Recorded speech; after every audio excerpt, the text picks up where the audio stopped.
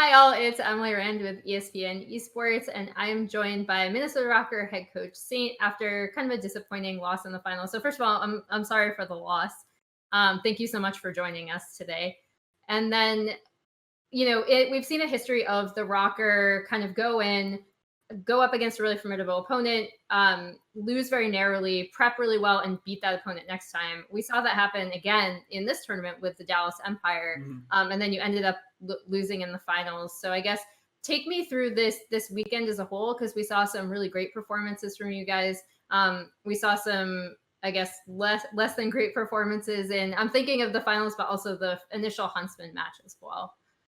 Yeah, I mean, I think we played pretty well for the most part this weekend, barring all the circumstances. I mean, even going into the weekend, we weren't feeling too confident about our map pool. A lot of our domination maps leading up to this were not looking good, as well as our S&D, which, wasn't the greatest this event either. And those are two things we're looking on improving. But seeing how we lost our games this weekend, I think it's going to help us a lot improving on the future, knowing what we have to reinvent.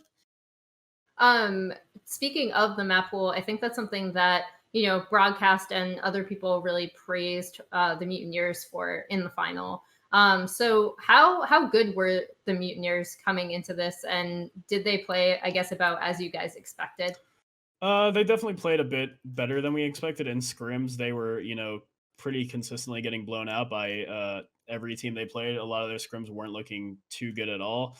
But I think they definitely stepped up this weekend and kind of put it all together. And the maps they're good at are kind of a mismatch for us. And I think knowing what they're good at now, and seeing how they play those maps, will completely change the series next time we play them. What is the biggest difference between prepping for, Florida previously with Pristini and now prepping for them with Pharaoh on the team, who I think had a really good weekend? Yeah, Pharaoh had a really good weekend. I mean, even beforehand, I mean, he's a good player online and on land, but online prior, he was always super, super, super good. He showed that. But prepping against Florida, I mean, when any team makes a roster change of even one player, it's going to change the team around a lot. So you kind of have to disregard what maps they were good at in the past and kind of look how they are now with the new player. And, there's not really too much footage we had on that since they weren't the best in scrims and they kind of had a quick tournament in LA, and we were only able to gauge what they were doing this weekend. And being fresh off our semifinals match, we didn't really have too much time to go around and see what they were doing. So you're gonna beat them next time, right? Though, because that's your pattern. Like you've prepped and then killed every team that has killed you thus far. Yeah, I mean, that's the plan. And that's what we're the best at. I think once we play a team for the first time, we kind of get a good sense of how they play in a tournament setting, and we learn quite a lot about their map pool. So I definitely think next time we match up against Florida, we'll perform a lot better. So now I have to talk about just the first week of online matches. You had one of my favorite clips of the weekend where you posted when I believe it was Zed just going straight through the door. Yeah, I was glitching out. How bad was it, honestly? I think that's how it looked in game as well. I mean, that's what ASIM was telling me. There was quite a few technical issues this weekend in regards to the servers and everything.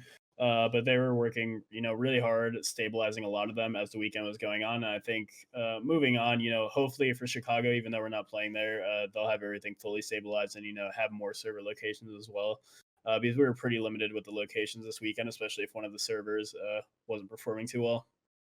Yeah, what is the biggest thing that they can improve on? Is it just servers pretty much, right? Yeah, stability, server stability is the main thing. As long as we're getting, servers that perform well and everyone's getting relatively good ping, but besides that, the stuttering, the rubber banding is the big issue with the servers. And that was like, because as a spectator, it's difficult to tell because I know we have spectator glitches. And it's different in the game. What were players reporting to you?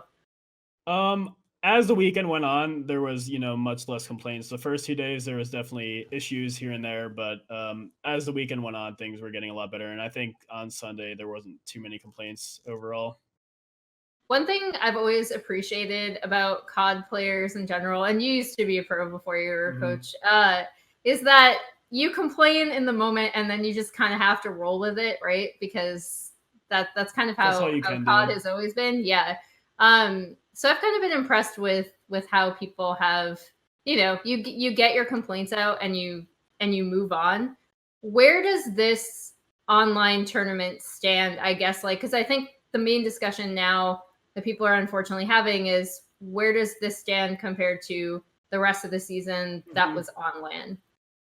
I mean, this is all we have right now, and this is all we can go off of for the time being. So, I mean, these hold up the same as the on-LAN homestands. Teams are going to feel much better about winning LAN events opposed to the online, but the same prize pools there, the same point distributions there, so everyone has to treat them super, super seriously, and hopefully, say like a month from now, they have every little kink sorted out, and they run about as flawless as can be. And then just remind me, how is your team set up? Because you guys aren't all together, right? Yeah, we're not all together. After LA, a lot of players went home. So we had 2 people in our apartments in Minnesota. Justin went home to his house in Vegas. Asen went home to his family in Toronto, and ROKKR was in Maryland with his family as well. So how difficult is it to kind of, I guess, as practice and prep? It's a lot harder being spread. I think when we were all here in Minnesota prior at our facility, the strides we were able to make in scrims and just learning things in general was a lot more productive. Being with people in person and being able to speak to them face to face is going to bring a lot more improvement as people are going to retain the information a lot more opposed to talking through your headsets when people can just mute out and kind of blank off in the space and you have no idea. All right. Well, thank you so much for joining me. All the best for you and your team going forward. I'll be looking to forward to the Florida rematch when you guys will come back and beat them. Same thing with Dallas. Well, good luck. Again, thank you so much. And for more Call of Duty League coverage, keep it here on ESPN Esports.